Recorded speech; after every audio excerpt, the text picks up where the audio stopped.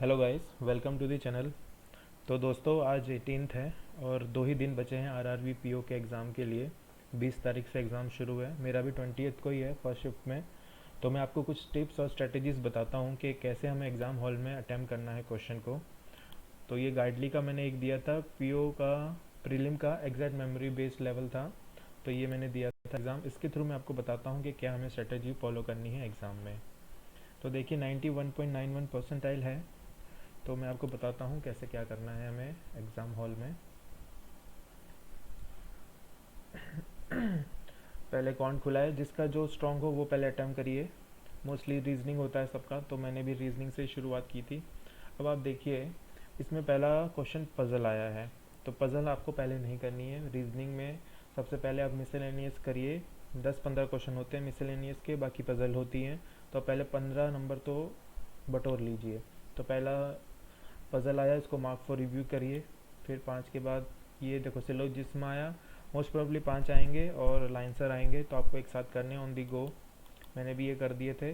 देखो 23 second, 31 second, तो हर एक सिलॉक का क्वेश्चन आप देखिए कि 40 सेकेंड के अंदर हो जाए। फिर आपका पज़ल फिर से आगे, इसको मार्क फॉर रिव्यू कर देंगे हम।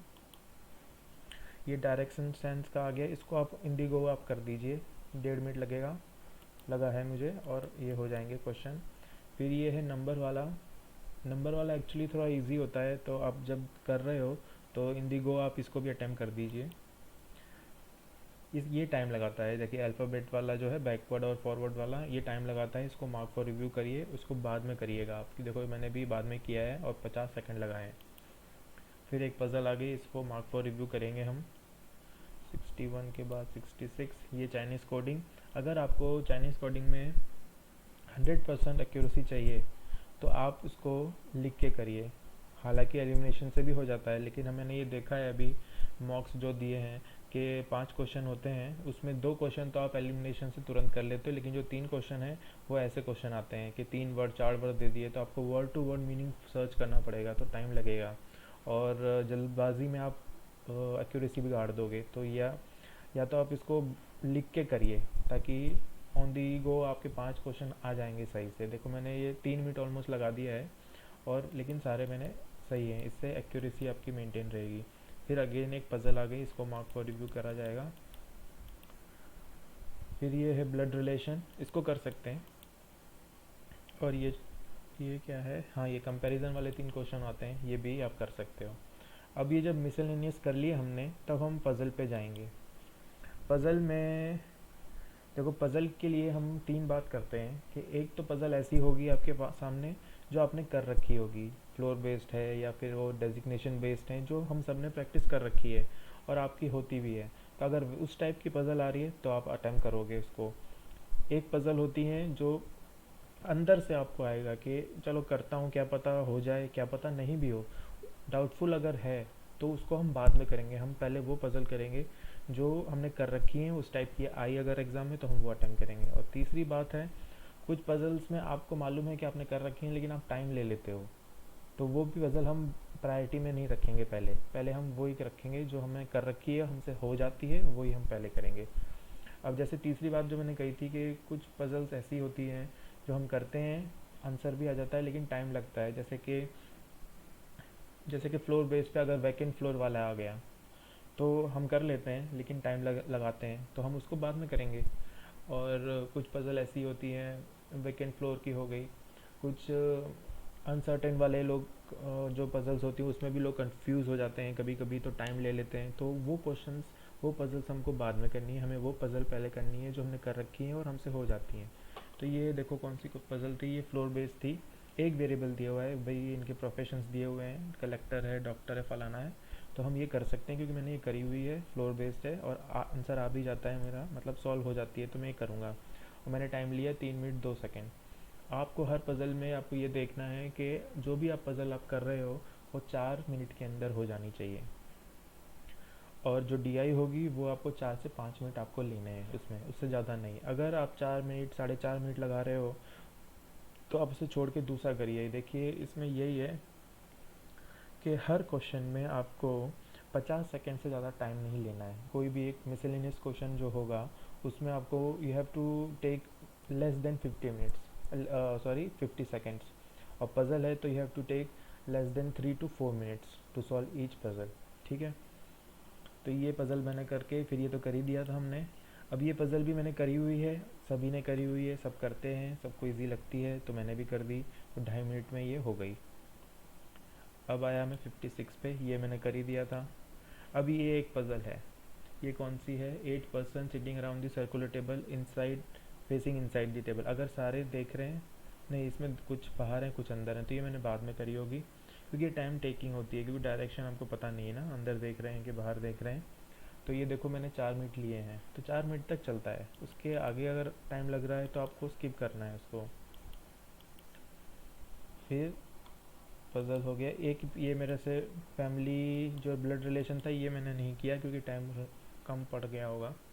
तो आपको ये अप्रोच रीजनिंग के लिए करनी है कि आपको मिसलेनियस करने हैं, फिर पज़ल करने हैं। पज़ल में भी आप वो करिए जो आपके फैमिलियर हैं आप उनसे, फिर उसके बाद प्रायोरिटी दीजिए दूसरे पज़ल्स को जो थोड़ा टाइम ले लेती हैं, या फिर आपका हाथ बैठा नहीं है उन पज़लों पे, तो जिस पे हाथ बैठ गया है पहले आप वो करिए।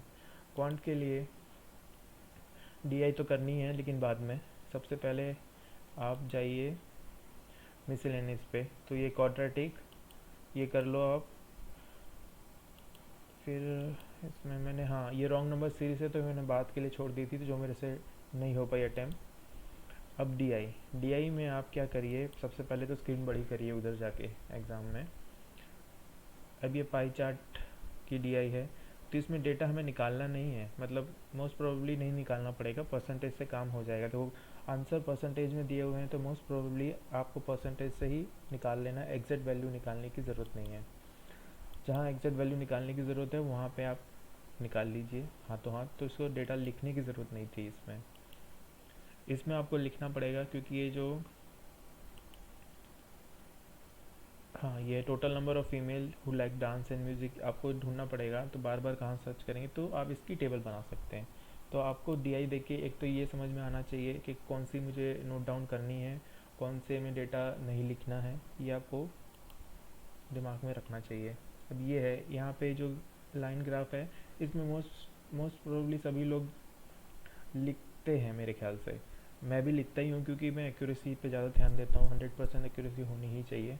तो ये जब देखने में अगर डायरेक्ट आप करते हो तो गलती कर देते हैं हम, तो हम आराम से 1-1.5 मिनट में इसको लिख लें, इतना करके टाइम हो जाएगा, क्योंकि ज़्यादा क्वेश्चन मतलब ज़्यादा टाइम तो देते नहीं हैं, 45 मिनट्स ही हैं, तो इतना करेंगे तो आप मेरे ख्याल से सही हो जाएगा आपका पेपर। अभी इसमें आप देखिए मैंने 16 मिनट ही दिए हैं। अब ऐसा नहीं है कि मैंने रीजनिंग में 28 मिनट्स पहले ही दे दिए थे, नहीं, मैंने एक दो पज़ल मैंने छोड़ दी होगी जो लंबी थी या फिर टाइम टेकिंग थी, उसको मैंने बाद में करना चाहा होगा, तो उसे मार्क फॉर रिव्यू करके 20-22 मिनट मैंने रीजनिंग करके फिर मैं क्वांट पे गया हूँगा। क्वांट पे मैंने जो जितना मुझसे हो सकता था वो मैंने कर दिया, फिर मैं वापस से रीजनिंग पे गया था। तो ये ऐसे मैंने इसको अटेम्प्ट किया था। तो आपको भी यही अप्रोच रखनी है कि हर क्वेश्चन में 50 सेकंड से ज़्यादा टाइम नहीं लेना है, पज़ल में 4 मिनट से ज़्यादा नहीं, डीआई में 4 मिनट से ज़्यादा नहीं लेना है। अब कुछ जो टिप्स जो हैं हम आज और कल फॉलो करें ताकि हम एग्ज़ाम हॉल में और थोड़ा एक्सेल करें, वो ये है, अभी जो जितने भी मॉक्स दिए हम सब ने, वो हम सब एक बार सारे उसकी डीआईज़ और सारे पज़ल एक बार और हम कर लें। और जैसे मेरी आदत है कि मैं रोज़ सुबह उठ के टेबल्स लिखता हूँ 20 तक 19 तक जितना भी है, स्क्वायर्स लिखता हूँ, क्यूब लिखता हूँ। अगर आप वो लिखते आ रहे हो तो वो 2 दिन आप करो, लिखो। जो लोग नहीं करते हैं वो अभी ना करें, क्योंकि अब 2 दिन में याद होना भी नहीं है, लेकिन उनको ये कहता हूँ कि एग्ज़ाम के बाद आप ज़रूर दीजिए, क्योंकि कहते हैं ना God helps those who helps themselves. तो आपको करना पड़ेगा, कर्म ही पूजा है, आपको पहले कर्म करना पड़ेगा, तो आप मेहनत करिए तब होगा। तो जो लोग करते आ रहे हैं वो तो एक बार और अच्छी तरह रिवाइज़ कर लें। अब जैसे मेरा 20 तारीख को सुबह है, फर्स्ट शिफ्ट में है, तो मैं लेट उठता हूँ, सुबह लेट नाइट स्टडी करता हूँ, लेकिन अभी 2 दिन में 6 बजे उठ रहा हूँ ताकि मैं हैबिट बन जाए, मेरी बॉडी की साइकिल जो है वो सेट हो जाए, मतलब कि हाँ कि सुबह उठ के पेपर देना है तो उस हिसाब से रहना चाहिए। तो एक साइकिल आप बना लीजिए, बॉडी साइकिल, कि भाई सुबह है तो सुबह उठ जाएँ जल्दी, एक ये चीज़ है। दूसरी चीज़ है पैनिक नहीं होना है, परसेंटाइल देख के डीमोटिवेट नहीं होना है। एग्ज़ाम में सबके लिए टफ़ है, आपके लिए अकेला नहीं होगा टफ़। और ये मान के चलिए, आप मेंटली प्रिपेयर रहिए कि पेपर थोड़ा टफ़ आएगा, क्योंकि आरआरबी क्लर्क ही इस बार थोड़ा सा हाई लेवल था, तो चांसेस हैं कि पीओ भी थोड़ा हाई रहे। और अभी तक हमने जितने भी मॉक दिए हैं उस पर भरोसा रखिए, अपनी प्रैक्टिस पे भरोसा रखिए। और सबसे बड़ी बात जो है जिसकी वजह से आप हैं, पेरेंट्स पे भरोसा रखिए, भगवान पे भरोसा रखिए।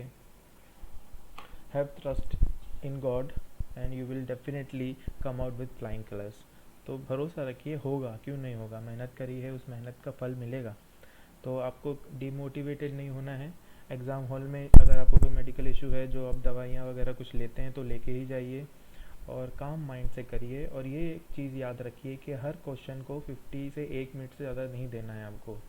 अगर वो 1 मिनट 50 सेकंड में हो रहा है तो आप कर दीजिए, नहीं तो आप मार्क फॉर रिव्यू करिए, उसमें क्या है।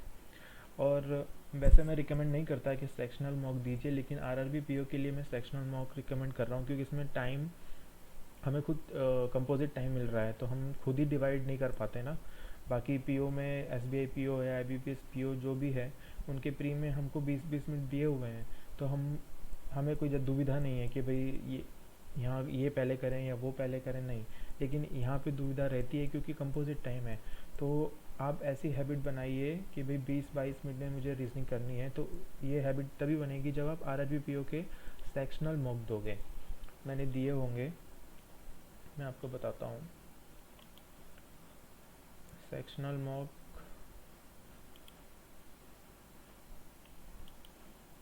गाइडली के सस्ता पड़ा था मुझे, तो मैंने गाइडली का ले लिया था कुछ से।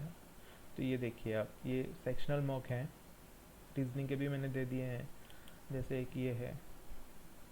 तो 20 मिनट मिलता है आपको। अब देखिए 20 मिनट में मैंने कितने 30 करे। तो आप इसकी अगर सेक्शनल मॉक की प्रैक्टिस करेंगे तो ज़्यादा सही रहेगा आरआरबी पीओ के लिए। वैसे तो मैं रिकमेंड नहीं करूँगा, लेकिन यहाँ 20 मिनट में आदत बनेगी कि आप 30 कर रहे हो, 28 कर रहे हो, 32 कर रहे हो, तो उस हिसाब से आपकी आदत बनेगी।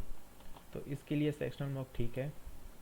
और मेन फोकस आप इस पर रखिए, परसेंटाइल मॉक्स में मत देखिए आप, एक्यूरेसी देखिए। आप एक्यूरेसी देखिए, जैसे मैंने एक लाइव मॉक भी दिया था अभी, जो आरआरबी पीओ का गाइडली वालों ने दिया था, अभी भी चल रहा होगा, आप लोग चाहें तो आप भी दे सकते हैं। तो इसमें देखिए 100% एक्यूरेसी, अटैम्प्ट कम है, 53 ही है, लेकिन एक्यूरेसी देखिए आप 100% है। तो मोस्ट प्रोबेबली चांसेस है कि मुझे 3 से 4 नंबर और ज़्यादा मिल जाएंगे एक्यूरेसी के, तो मेरा 55 प्लस हो जाएगा। देखिए एक भी इनकरेक्ट नहीं है ना।